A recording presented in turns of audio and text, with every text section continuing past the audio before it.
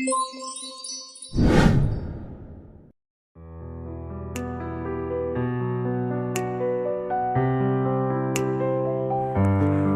sekitar kita, sering sekali kita temukan perbuatan-perbuatan yang dapat menimbulkan keresahan di masyarakat.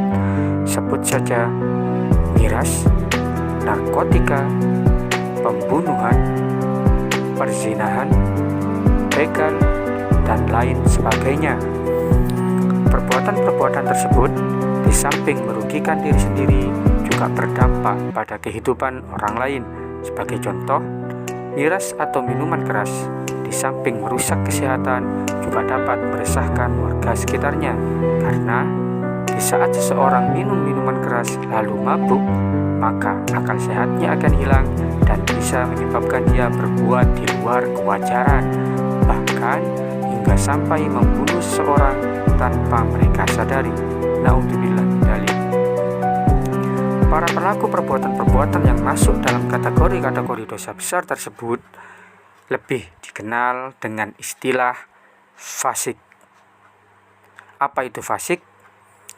Secara bahasa, fasik adalah keluarnya sesuatu dari sesuatu yang lain dalam keadaan rusak.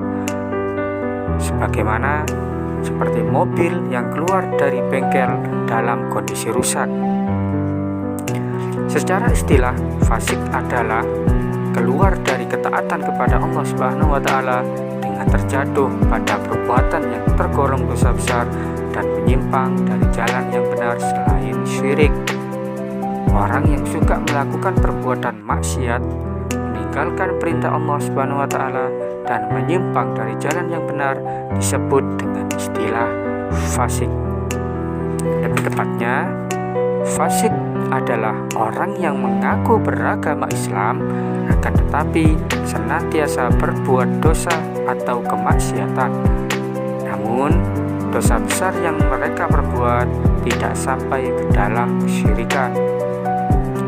Seperti menyakiti orang lain dengan santet atau ingin kaya dengan cara pesugihan.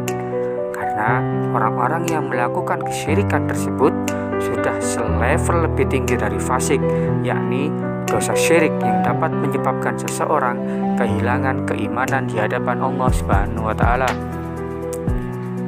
Fasik dilarang dalam Islam, sebagaimana firman Allah dalam Al-Quran surat Al-Hasyr ayat 19 yang berbunyi, A'udzu billahi minasy syaithanir rajim. وَلَا تَكُونُوا كَالَّذِينَ نَسُوا اللَّهَ فَأَنسَاهُمْ أَنفُسَهُمْ أُولَئِكَ هُمُ الْفَاسِقُونَ. Dan janganlah kamu seperti orang-orang yang lupa kepada Allah, sehingga Allah menjadikan mereka lupa akan diri sendiri. Mereka itulah orang-orang fasik. Shadaqallahul Azim. Tidak kita pungkiri bahwa perbuatan fasik membawa dampak negatif sesuai dengan perbuatannya. Namun, secara garis besar, dampak negatif dari fasik adalah 1. Tidak dipercaya oleh manusia. Karena orang yang melakukan perbuatan fasik tentu akan dijauhi oleh manusia, sehingga mereka akan sulit dipercaya oleh manusia. Yang kedua, Allah Subhanahu wa Ta'ala tidak memberi petunjuk bagi orang fasik. Yang ketiga, Allah Subhanahu wa Ta'ala mengancam dengan siksa neraka jahanam bagi orang-orang fasik.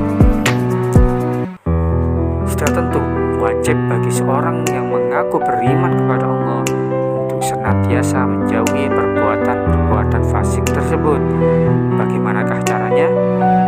Yang pertama, kembali kepada kitab suci Al-Quran, yakni pelajari lagi perintah-perintah dan larangan dalam Islam. Islam sudah mengatur semuanya agar umat manusia tidak terjerumus dalam kerusakan bagi diri sendiri dan orang lain. Yang kedua, berperilakulah sesuai aturan agama Islam. Jika sudah mengetahui apa saja perintah Allah, laksanakan dengan ikhlas, seperti sholat, puasa, berzikir,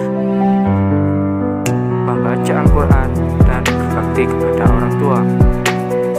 Sedangkan jika sudah tahu tahu apa saja yang dilarang oleh Allah, maka tinggalkanlah. Jangan sekali-sekali melakukannya, seperti berzina, mabuk-mabukan, narkotika, dan lain sebagainya. Yang ketiga, memahami betapa besar kerusakan dan akibat dan bahaya akibat fasik.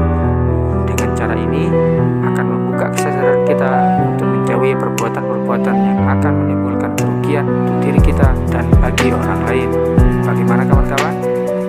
Apakah Ustaz kenal apa yang dinamakan fasik? Jika Ustaz kenal, Ustaz tahu, maka ayo kita jauhi perbuatan fasik, karena perbuatan tersebut menyebabkan kita akan masuk neraka. Karena sudah barang tentu seorang muslim yang baik akan menjalankan perintah Allah dan menjauhi larangan-larangannya. Semoga bermanfaat.